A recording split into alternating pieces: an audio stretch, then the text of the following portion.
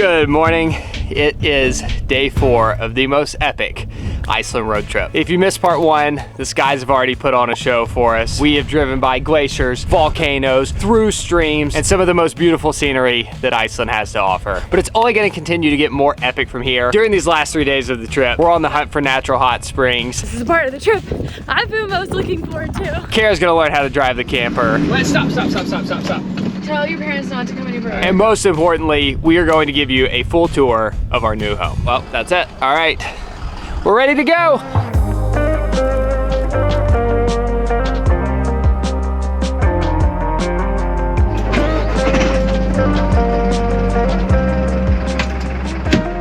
Let's do this.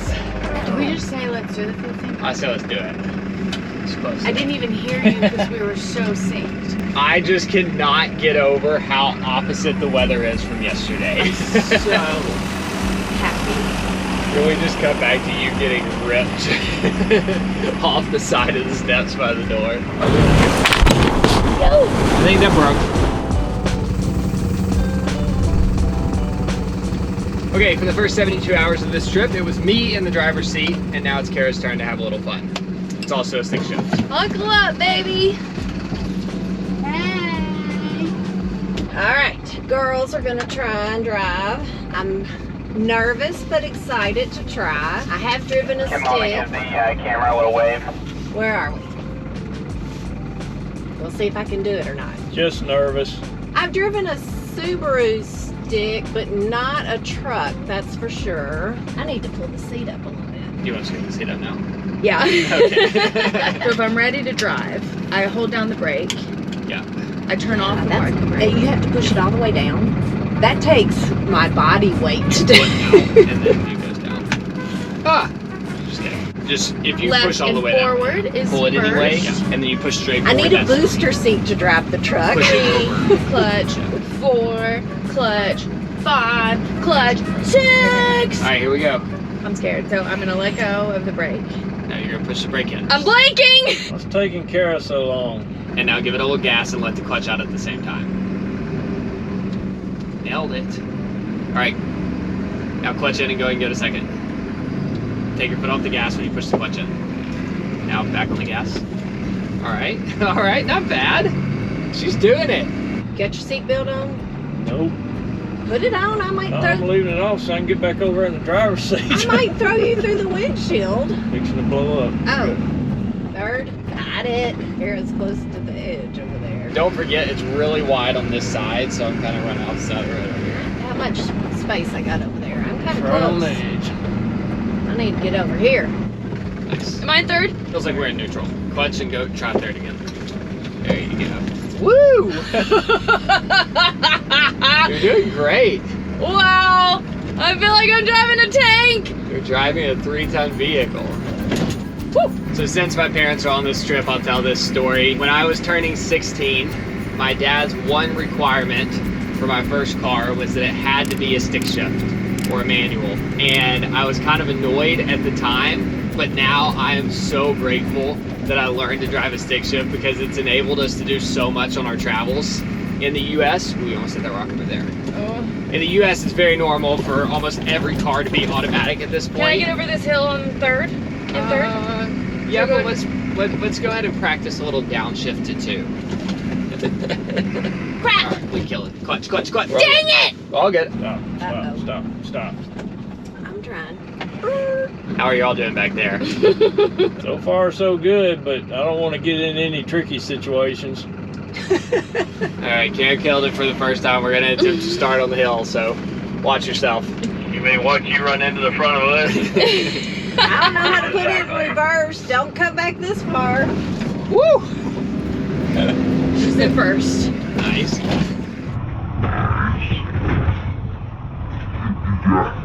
Why does it do that? Because you gotta let the clutch out slower. Like a nice gradual. I'm flying. Wow, it's super hard to look at the views and drive at the same time. I don't know how you've been doing this. Puddle. That was good. Go through the puddle. Oh. It's become so normal I hadn't even thought about it. We got 2 vehicles behind us. So we're gonna pull over in this parking area right here.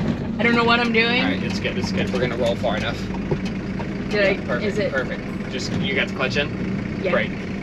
Right here. Brake. Stop here, so I don't have that sign. Thank you. All right, do we want to let the girls keep driving for a minute? No, if you want to. Whatever y'all want to do, I'm good with it. Just changing back. What do you want to do? I want to drive.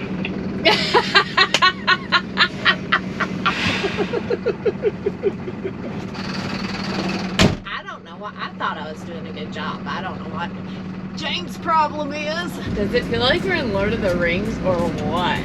We got this huge lava field covered in moss over to our left. I'm sorry. I'm sorry. I forgot it was sensitive. I'm climbing my first mountain.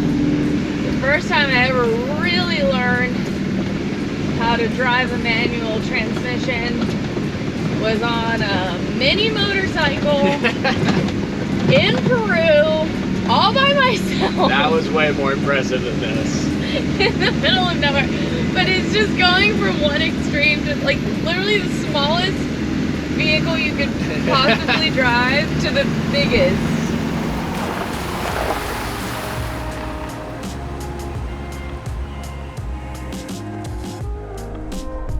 You're doing it. As long as you don't run into the back of this, you have successfully done it. Clutch and brake, clutch and brake. Now, neutral, parking brake. Alright. I do. Look at your mom's gonna do it too! Go, Christy! Way to go, mama! Woo! You officially did not wreck the car. I officially did it. Oh, we turned it back on for a second, so I'm really good. Ciao from Rome. Hope you're enjoying our Iceland series so far. This year we have prioritized taking a little bit of time between trips to just relax, recharge, take care of ourselves.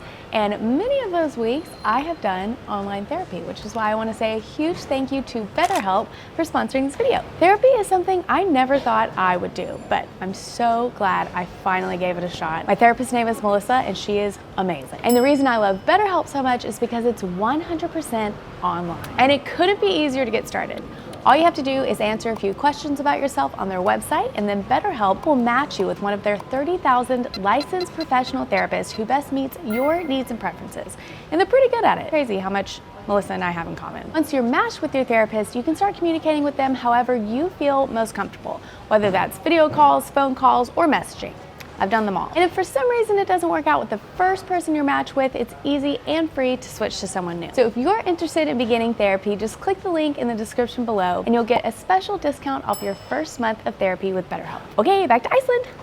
Okay, from here we have a 45-minute hike to the top of Mount Leiki, where we've been told some incredible views wait for us. This will probably be the most physically challenging thing that I've done since running 100 miles a little less than a month ago. It'll be a good test to see how the knees are doing. That's been a journey of its own, trying to heal those up after the 100-mile race. Whew, it feels so good to be moving my legs. As much as I've loved the drive, we've really been doing a lot of sitting on this trip. I mean, it's not exactly relaxing sitting. Funny enough, my step tracker thinks I've been doing like 20K steps a day, which is not true, but it's just because we're bouncing so much. Yeah, happy to get my actual step count up today. Are you getting flashbacks to the level 100 climbing the side of this mountain? I'm just happy with how my knees are holding up. You don't have any like trauma you're dealing with? Nah, back I'm ready there? to be back out there. I've got trauma from not being able to do anything for the last month. We've made it to the summit of Mount Leiki, a grand total of 2,800 feet above sea level. But this view... Hey, for some people, that's really tall, okay? We have 360 views from up here. Lakes on one side, a glacier on another, these majestic black mountains popping up out of a glacier. So basically all the landscape that we're looking out over right now was formed by one of the largest volcanoes ever recorded in human history that happened back in the 1700s. What looks like a small green mountain range below us, that was actually one of the fissures of the volcano. So that was basically a line of volcanic eruption that formed the landscape that we're looking at. And you can just see where the ash is scattered for miles. You can't even see the end of it. Quick lunch before we hit the road again. One of the best decisions we made this whole trip was stocking up on to-go sushi at the grocery store before we left. This has been our lunch every day. It does feel next level. It almost feels wrong to be this remote in the middle of Iceland eating sushi. Almost. We paid our dues with PB&J's our first trip to Iceland.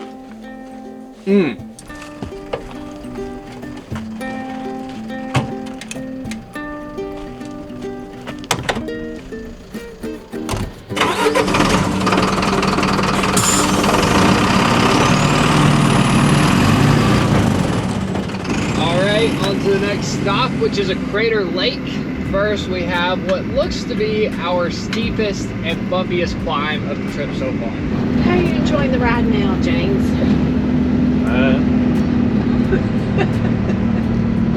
Oh, hold on.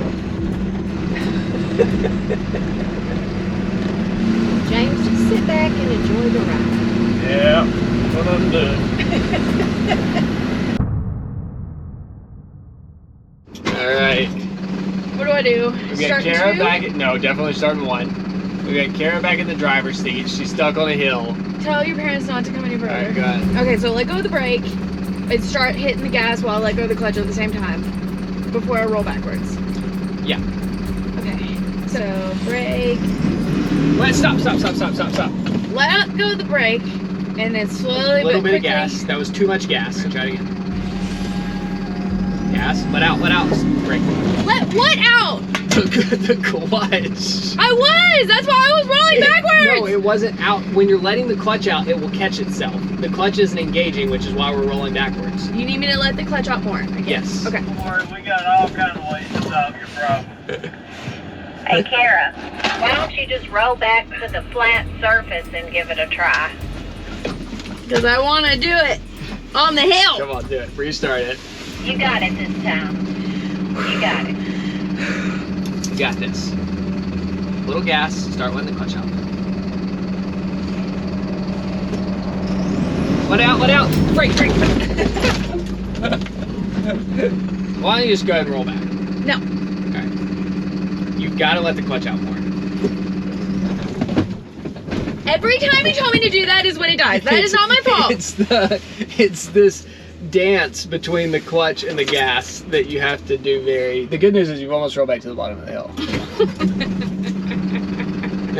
Just a little bit of gas. What does that mean? A little bit of gas and just start slowly letting the clutch out. Okay. But not too slow. Let it out. Okay, stop. Stop. What? The car, because we're rolling backwards so fast. Alright, let the clutch out. Let the clutch out. Go. Are you on? Hey-oh! She did it! Nice and slow. Alright, now go in a second. Okay, now.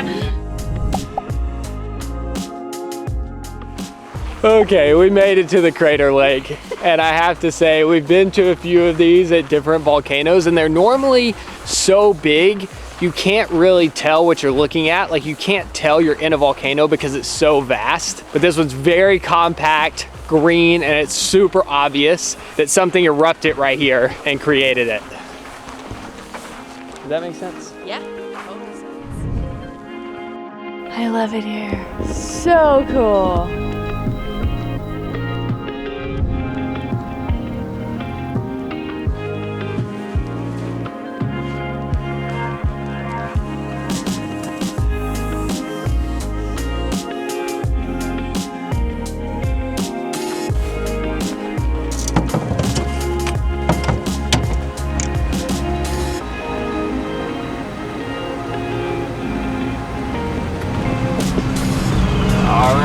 Got our first big river crossing of the day.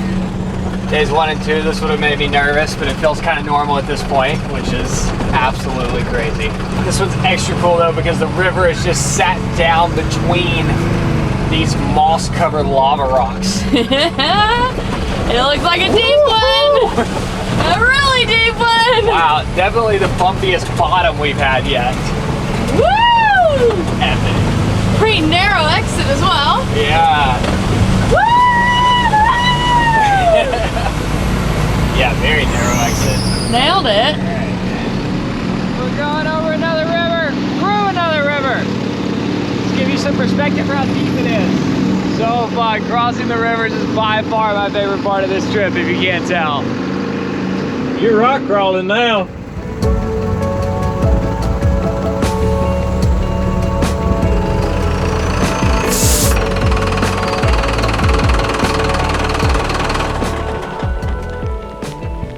Whew.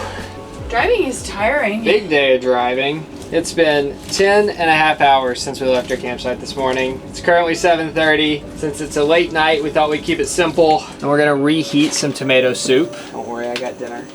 But the fun thing is, there's a story behind this tomato soup, and this is actually the meal that I've been most excited about. So 6 years ago, we came to Iceland. It was with my sister and her husband, and we were very much on a budget at that time. So the trip looked totally different. As I think we've said a few times before, we ate a lot of peanut butter and jelly sandwiches. We ate at one restaurant on that trip, and it was a greenhouse where they grew tomatoes and made tomato soup. But the best part about it is it was bottomless tomato soup and grilled cheese. Was it grilled cheese or just bread? Maybe just bread. Really good bread. So really good bread. I don't know if the restaurant was as good as we remember, or if it was just the fact that it was the only restaurant that we ate at for an entire week. But looking back, that was top 1 or 2 highlights of the entire trip, was that meal. And when we were at the grocery store, the greenhouse actually sells their own jarred tomato soup. So this came from the greenhouse that we ate at back in 2016, and we'll see if it's as good as we remember. All right, we'll check back up when it's ready. All right, pressure's on. The moment of truth. I feel like it deserves some salt and pepper. I need to give it its best shot. I don't have high expectations. The memory is just too good. Let's go ahead and get some spicy flakes on it too. I'm gonna warm up my palate with some grilled cheese. It looks the part.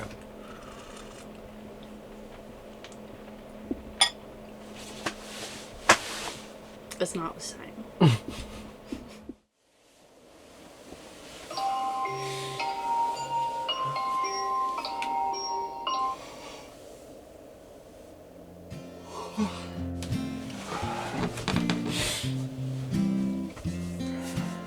Morning.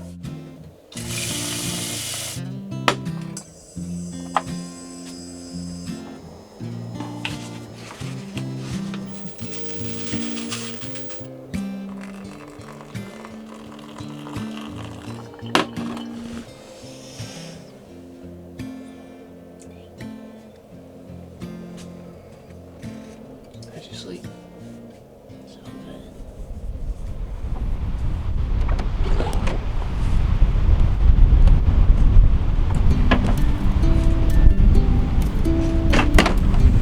Fun start to the day. We've already done a little hike to a beautiful waterfall, and today we just have a really short 2-hour drive to our next camp spot, where we are finally going to show you around the home that we've been living in for the past week.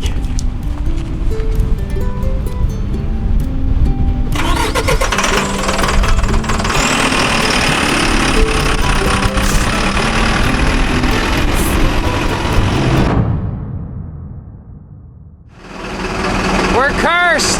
Oh, I thought this was just gonna be a short drive to our next camp, uneventful. We've been stuck on the side of the road in Memphis this year and in the desert of Oman with flat tires. Thankfully, this is a totally different situation than Oman. Instead of being stuck in the middle of the desert alone, we have more help than we could possibly use. Kevin has the support van with all the tools. We have a jack, we have spare tires. It's a good opportunity to learn something about how this works. I don't think I've gotten to introduce Kevin yet, but he's the one leading the trip. How many times have you done this? I cannot count it anymore, I guess. But always with a smile, because we are lucky with the weather today, and if it's in the morning, it's a good start of the day, isn't it? This is a way better system than the one we had on the back of the Unimog, which was backing it up to a sand dune so that we could roll it close to where we needed to be and then lift it the rest of the way.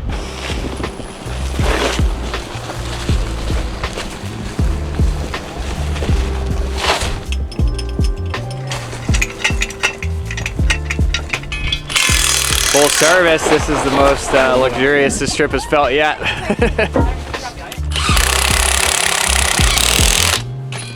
He's basically his own one-man pit crew. Kevin, thank you, sir. Thank you for your help. Putting some action, huh? Exactly. So in this area, it's pretty because of the mosses and plants that are growing. It's giving it some red colors, some whites. Coming through. River crossing. Oh boy, got a little deep that time.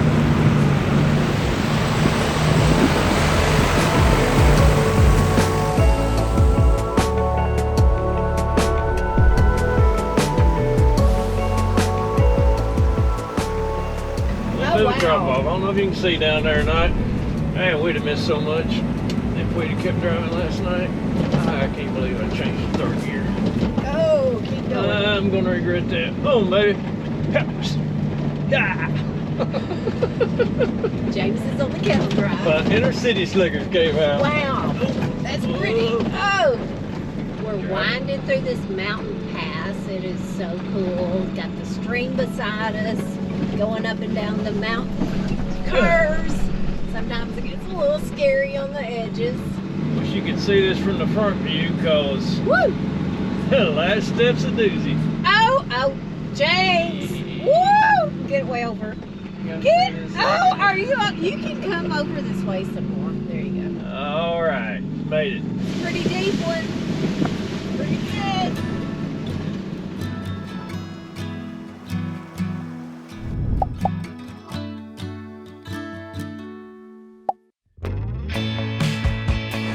Okay, it's finally time. We're going to do it. We've been promising this for the last 5 days, but we are going to give you a full tour of this expedition vehicle. I'll show you around the outside, Carol will show you around the inside, and you'll finally get to see where we've been living for this past week. But before I do that, Bliss Mobile, the branding that you see on the outside of this truck, is actually the company that builds these trucks, and they have a super unique concept. They don't actually build the whole camper, RV, expedition vehicle, whatever you want to call it. All they build is the box that goes on the back. And then you, BYOT, you bring your own truck, you back into their facility, and then they set it on the back, and in 10 minutes, you have an expedition vehicle. I had never heard of that before. I thought that was a pretty cool concept.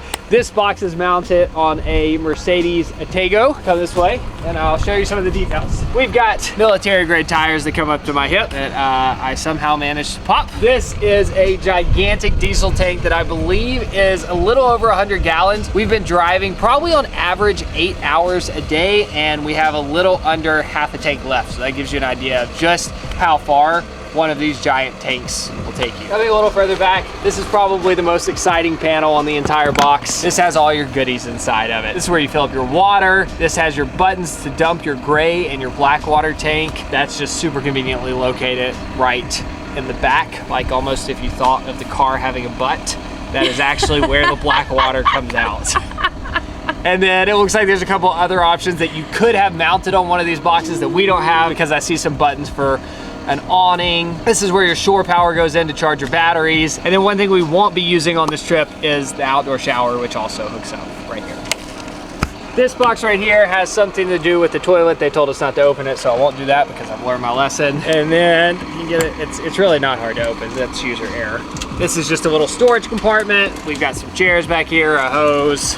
And if you come around the back, this rack right here means that whoever had this before us was a lot cooler than we are, because they had a dirt bike on the back. We've got a winch right here, which can be used to raise or lower a motorbike, or in our case this morning, a spare tire. And you can only appreciate just how important that winch is for these super heavy tires if you've tried to lift one up on the back of one of these by yourself. It's kind of hard to see from this angle, but under the back is where all of the water tanks sit. We have a 120 gallon freshwater tank, which is huge. We filled up on day 2 and we haven't had to fill up again. We also have a 35 gallon gray water tank and a 32 gallon black water tank, which if you don't camp and you don't know what that means, that's basically where all of your bodily waste goes. Around this side, we've got more storage.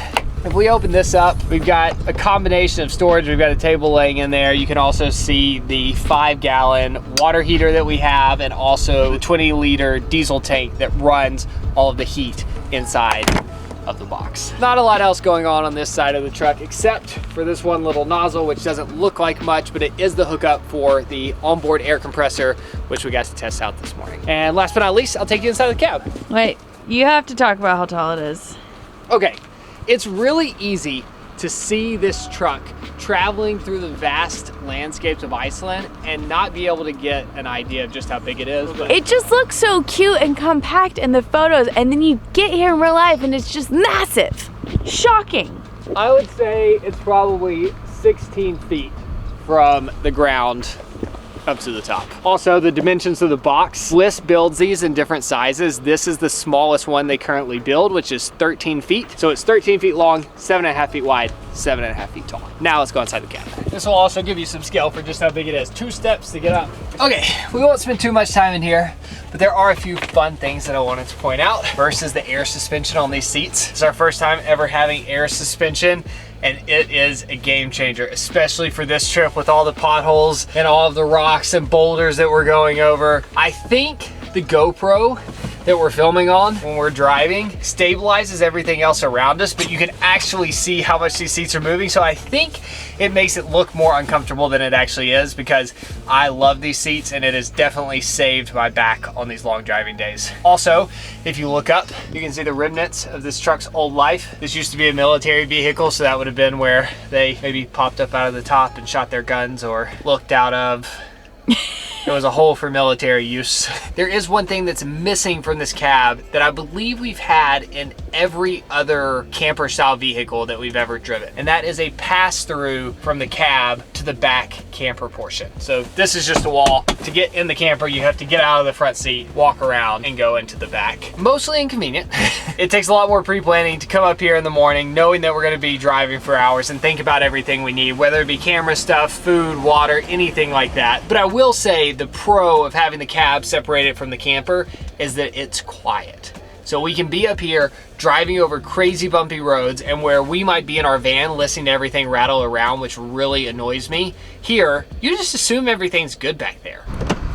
Every single time we park the truck and we open this door, I kind of open it like this because I'm just so scared that something has fallen and shattered and has just been spilling back here the whole time we've been going over these roads. But it was really just that one time. And it's because Nate shut the fridge, not me. I wasn't gonna start with this, but I just have to tell you how happy I am because the floors are heated and they feel so good. I've been cold like roughly 80% of this trip, and this just coziness levels are through the roof. We've gotten to test out so many different types of vans, buses, RVs, pop-up tents, Jeeps, overland vehicles, and I really don't think there's one perfect setup. Like, it totally depends on what your own goals and priorities are, what environment you're in. They all have their pros and cons. However, we did live in our own Sprinter van for 2 years, and we still live in there often when we're back in the US. So anytime we do get to try out a new setup, we love to picture ourselves living in here full time and dreaming about what we would change and the things that we like and the things that we don't like. It's pretty fun. And since we've been in here for 5 whole days now, we've really settled in. We've had lots of dreams. We have our pros and cons lined up, and I'm gonna share all the things with you. So we're gonna start in the front and we'll make our way to the back. Woo, that wind! First, we're gonna shut the door. The bed. It genuinely does not get better than this. I can't imagine a better setup on any rig. Like a bed that just completely disappears when you don't need it with just a touch of a button. The best part about this, besides the obvious, is you never have to make it or unmake it. Like, when it's time to get up, you just hit the up button, you leave all the blankets and pillows, and it all just squishes into the ceiling. No extra work whatsoever. Also, I was curious and I tested it myself the other night. The motors in this thing are super strong. It could squish Kara to the roof. You better turn that off. Don't squish. I genuinely don't know what's gonna happen right now. Nate! You're gonna let it squish. I will say, there is one flaw. I have very few critiques, but when it comes to our personal preferences, it's a little tricky because in the mornings I like to just slowly sip my coffee in bed and wake up, and usually Nate just deals with it and lays in bed with me until it's time for me to get up.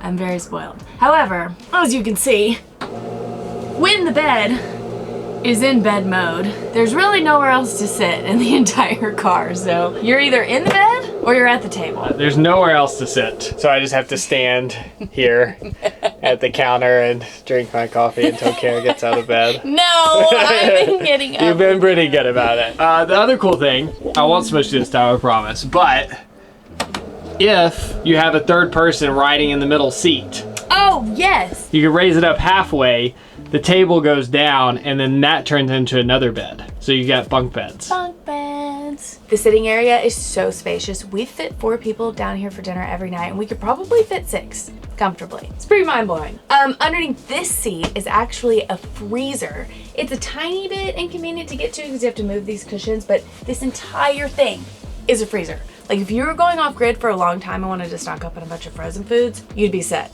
for a while. While I'm over here, this basically controls every single thing inside of the box, which in some ways is really convenient and in other ways is slightly inconvenient. Like there have been a few times where I've been on the toilet and I've had to be like, hey Nate, can you turn on the water pump? Because it's been turned off in here. Like you can't walk into the bathroom and turn on the light once you're in there. It's all right here, but at the same time, every time we go to drive, everything has to be off. And so it's just really nice to have one spot where you're just like off, off, off, off, off. And you don't have to like go around the whole thing, making sure you didn't forget something. So this is your control panel. I really like the way this is laid out. You can see we have 96% battery, how much DC power we're pulling, how much power is going to the inverter, what the load is. And then if you click into the menu, you can also see how much water we have left in each tank. So in our black, we've used 41% of our black water tank. We still have 63% of our fresh water, and we're getting a little dangerously full on the gray water tank. Welcome to the kitchen. Verdict. I love it. I don't think I would change anything. Honestly, in the past, I've given induction a hard time because I'm like, why would you waste precious power when you're living off the grid on cooking when you can use a flame? But we've used it every day. It heats water in 5 seconds. We use the microwave. I mean, it's amazing how much power this has. I don't understand how it works. I haven't even paid attention to that. All I know is that it never started beeping at me like our van does. I think I'm just a little traumatized from living in our van that has not great power. One thing that I forgot to include on the outside of our tour was the top, which has 1,000 watts of solar, which is one of 2 reasons why we have enough power to run the induction stove and the microwave. The other being that there's an alternator charger, so the batteries in the box charge from the car when it's running, and we've been driving for 8 hours a day. So every day when we get to camp for the end of the night, our batteries are completely full. They provided us with a Keurig, which is nice in the afternoon. It's just pop a little mug on there real quick and have a little caffeine hit. One of my favorite things about these off-road vehicles that are super rugged and hardcore is that they have to secure all of their kitchen things so they're not just like banging against each other and breaking. So every single thing in the kitchen has its own perfect slot. I'd never seen this until we stayed in an earth roamer, which was amazing. Maybe they took it for them, or maybe this is super normal and I'm just new to off-roading, but love that feature. And up here we have our plates and bowls, all just perfectly secure. The wine glasses are even out on display. These have not fallen a single time. And the roads have, I'm telling you, been so crazy the whole time. This just blows my mind. Love my big fridge. Since the freezer's under the seat, there's not a freezer in here, and it just feels like there's so much more space. Now, let's talk about storage. We have so much storage that we don't even know what to do with it all. It's crazy. All of these open up, and it's just for our stuff. These were all empty. Do you see what I mean? Oh, and these all have a nice little latch that has kept everything closed, except for that one time. Did we check the fridge? That takes us to the bathroom. Woo! So the whole back of the truck is the bathroom shower combo. And since we're already on the topic, let me just show you how much storage we have in here.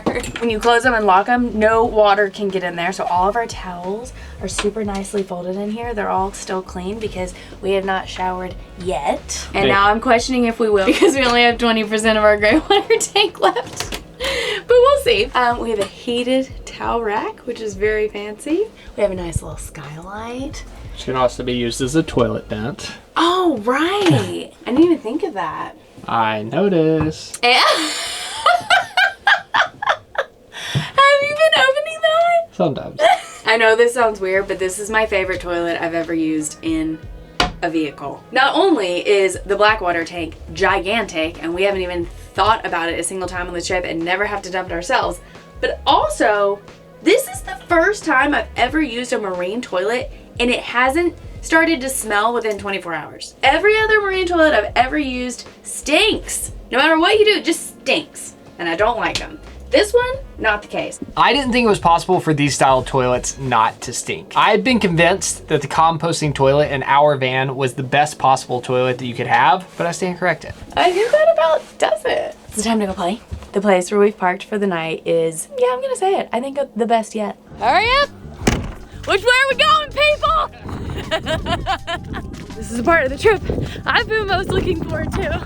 Everyone decided to wear their layers over here, but I thought I would just sprint in my swimsuit instead. Woo! I feel so alive! That's where I'm going. Which way do I go? Look at those slow pokes over there. I really don't know why I'm doing this. Oh, yes. Yes. It's so warm.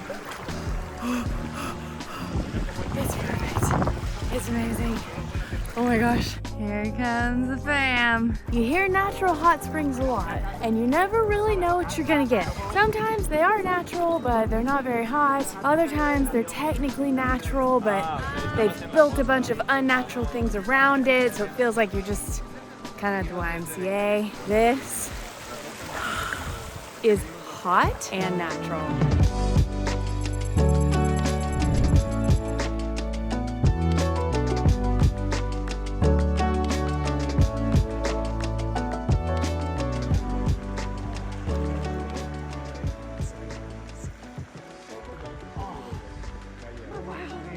This is the second best hot spring I've ever been in my entire life. What's the first? Right behind Costa Rica. Yes! I thought it was gonna be like a concrete pool that warm water was flowing into, but we're literally just in the middle of a river with moss and rocks. Oh, this is a pretty good grand finale. I'm glad we saved this for the end for sure.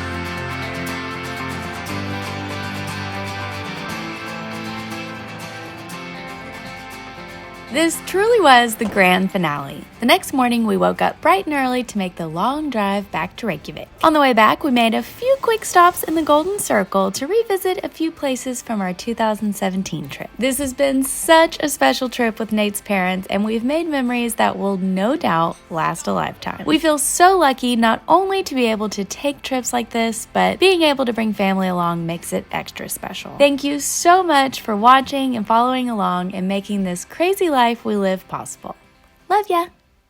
Bloops. Alright, not a lot going on the rest of the side of the box, but you could scan the QR code if you're interested in learning. What if we replace this with something? Scan this, and we will replace it with something that we think is funny. Subscribe to Kara and Nate. Oh gosh! Nailed it. Wow, why did we wait 5 days to do that?